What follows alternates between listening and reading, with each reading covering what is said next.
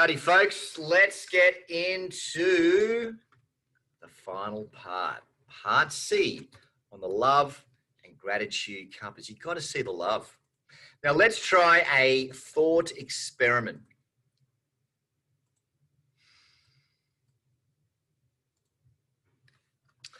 This is a small step to begin to see a new reality to be shared later. Here we go. Enter now, return 5 minutes, and then let's do it again. All of a sudden, there's 2 of us. Wow, you're a handsome dude. Wouldn't the world be amazing if there were more of us? Let's go again. Whoa. How do you feel about all these people? You see, you decide that you will keep out of sight from the rest of society and stay within each other's circle of influence. And you start a business with all the different versions of you. From your point of view, what is the difference between these people and everyone else on the planet? There was an idea, a great movie that was expressed with this idea. What's it called? Coherence. See, the moral of the story is this: we don't get what we want in life. We get what we are. What's the moral of the story? That what happens is there's a big house party and then a big comet crashes into Earth, creating a twilight zone. All the power goes out. And then the group of people, they see another house and they look through the window and it is other exact versions of them. And they interact with each other. But then they don't start to trust each other. And the most important question is, what could you do to be sure that you can trust them? And this answer to this question reveals a far bigger truth. It teaches us how to approach life in this universe that we share, and how love and gratitude can literally change the world. You see, if I decide 100% with no regard for whatever decision they make, then they decide too. This is consciousness, and this is being mindful. But if I look for evidence that they might not have decided, basically activating my offensive and defensive machines, then they are also looking for that same evidence. So now it is our material minds, our body, our perceptions, they are all powered by the one spirit. If everybody has a tattoo on their forehead powered by God, Yoda, Darth Vader, there may be, in fact, less strife in the world. Not sure how else to frame this without being exclusively God-fearing. Either way, whatever you're looking for, you will find evidence. The old reticular activation system will find that evidence. What do I do to stay on track? Ignore the concept altogether of whether you can trust someone. The best thing I can do is mental Hapkido or mental black belt. That is to not treat the other person as an enemy. Don't even humor the concept. You know, and it's easier said than done. I've even felt like this up until a month ago. And that's why I keep going through this 17-day mindset reset. We also have this concept of non-local causation. In other words, by changing our point of view, you automatically change the point of view of many others. Think about that. A positive point of view will also help them see you positively. What about, look at this, the homicide rates by country or territory back in 2012. And you can see the highest rates, South Africa and Venezuela, to a lesser extent Mexico, but we've also got some massive problems in the US, don't we? But what about the cops in Britain and New Zealand?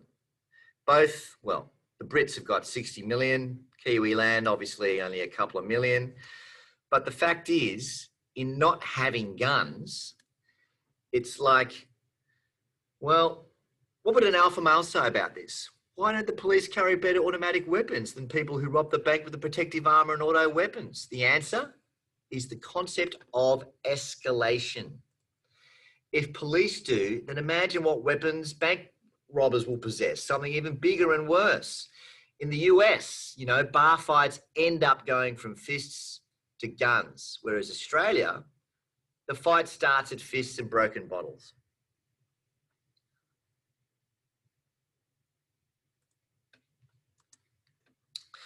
And you know what? The US has most police shootings can happen because they must keep their gun out of the hands of the criminal. You see, the world does not change through violence, force, conflict, or building up defenses. Be strong, be passive, and don't make a thing a thing. And the belief in force is literally a social disease. In the great words of Gandhi, what a great exemplar he was, and that is reality changes by a mind that is opened to another point of view. In doing that, it helps me to open my mind and heart and do not have to use force to influence people. Real power is not force. He transformed reality for a lot of people. Helps me to open my mind and not have to use force as power. Dr. Joseph Murphy, in fact, wrote a superb book, The Power of Your Subconscious Mind. And Murphy says, whatever you habitually think sinks down into your subconscious mind, which then creates according to the nature of your thoughts. He goes on to state that the power we all have in our subconscious mind is simply awesome. And we can do this to increase health, get rid of the body of many common ailments, even get a promotion, a raise, or recognition in the workplace. Build the confidence to achieve what you want to achieve. Develop relationships, enhance existing relationships with co-workers, families, and friends. Overcome phobias, compulsions, bad habits. Learn the secret of eternal youth and much, much more. And we've all got one. It's all here. What is a point of view?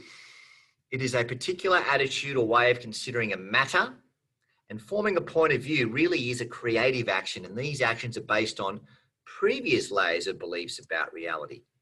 So every belief, label, stereotype, prejudice makes up a layer of the filter.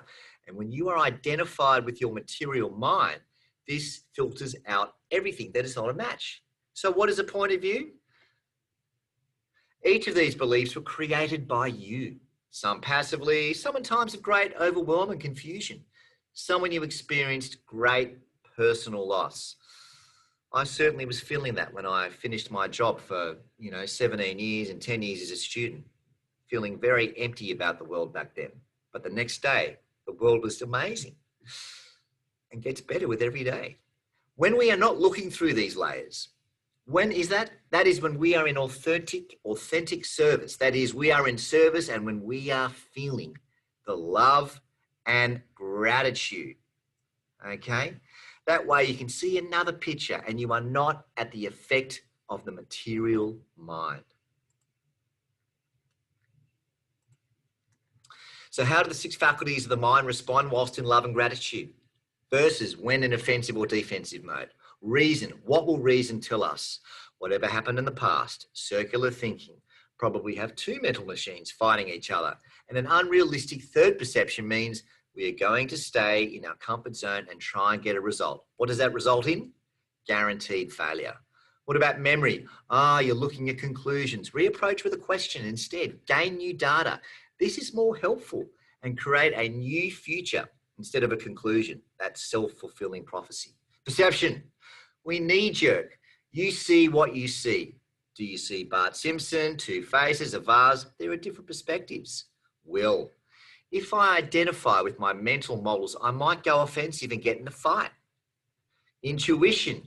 Use your intuition to predict what will happen. And that is powerful. If you treat someone as if they will be a certain way, guess what? That's the way they're going to be. Probably even a little bit worse. Imagination. Use the power of imagination to create a strategy to move forward. If you're looking at past experiences and not creating an ideal solution then, aren't you? I'm a nice guy, but I have to stab someone in the back. But you're not really a heartless, soulless individual. What happens in the process is you end up sabotaging yourself. So, what is a causative point of view? The answer, it's a view that is an active conscious creation. So look at your vision and what you want to create. Reconnect, try and make that negative a positive. And love and gratitude really do clear away those incorrect perceptions. The mental machines are offensive and defensive. And if you are in a state of love and gratitude, then this is a confirmation that you are connected to the infinite and the offensive and defensive go away. You are conscious, you are alive, you are vital, and you are not connected. If you are not connected, you will misperceive and cause harm, even if your intentions are good. So sometimes you're damned if you do, damned if you don't. So better to save the energy. You may just save someone's life by not becoming overreactive. How do you connect with the infinite? The same way you deal with your other selves, by being the change you want to see in them. Again, by being the change you want to see in them. There is no fight. Be committed to being a person of service to others in pursuit of your greater purpose. That is the magic, being 100% service of your purpose. As the great Muhammad Ali says, service to others is the rent you pay for your room here on earth. Follow your heart, no attachment, no judgment. You protect yourself into this reality. There is a oneness and connectedness we all share. And to the degree you change who you are showing up as is the degree you change people around you. And what about this from Simon Sinek? Working hard for something we don't care about is called stress. Working hard for something we love is passion. The exercise is to choose one thing you will be a change for, and this is your exercise for your life. To get fully connected with your purpose and get track with it. If you're not going to go into the path of discovery, this is the way to go. And remember, trust the process. Look at the future and the processes where doing better things to bring in your life. Embrace it. Trust it more than gravity. And operate on the trust you have today, not your past. Thanks, guys. That's Love and Gratitude Compass, day 13, A, B, and C. You got this.